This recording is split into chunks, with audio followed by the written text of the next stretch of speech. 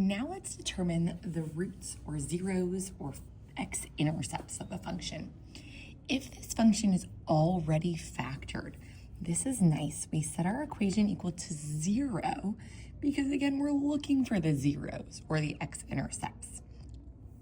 We can then set each one of these factors equal to 0.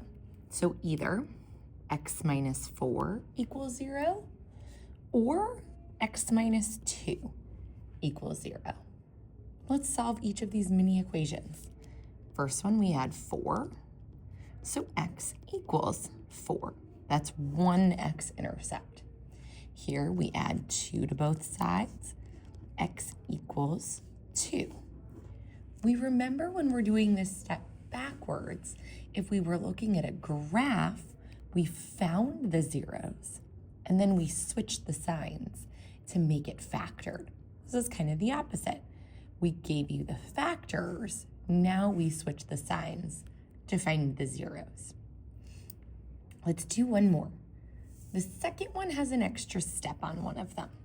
So we set this equal to 0 because we're looking for the zeros. We set 2x plus 5 equal to 0. And we set x minus 8 equal to 0. I'm going to solve that one first. Let's add 8 to both sides. X here is equal to 8. Done. Again, opposite sign of what's in our parentheses, what's in our factor. The second one, we have a tiny bit more solving to do because there's a coefficient in front of the x. So I'm going to minus 5 from both sides. This gives me 2x is equal to negative 5. Final step, I'm going to divide by 2. So x is equal to a negative 5 over 2. I'm just going to leave it as a fraction so I don't make a mistake typing that into my calculator. So those are our two zeros or x-intercepts. That's where it crosses the x-axis. All right, we're going to use our graph for the next problem.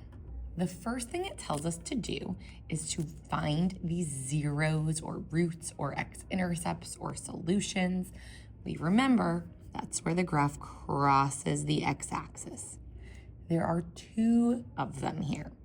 This one's at -1, this one's at -3. I'm going to write it as x equals -1 and x equals -3.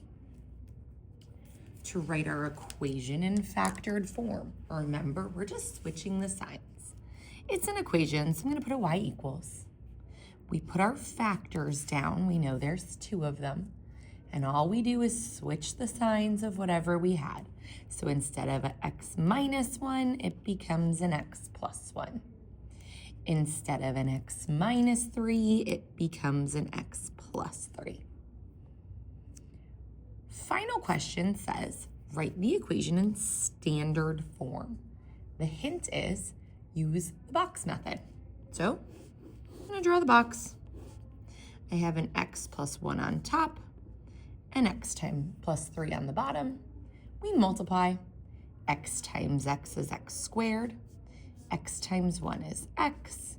X times 3 is 3x. 3 times 1 is 3. Giving us our final answer is x squared. We combine our like terms. 3x plus 1x is a 4x plus 3. Final answer.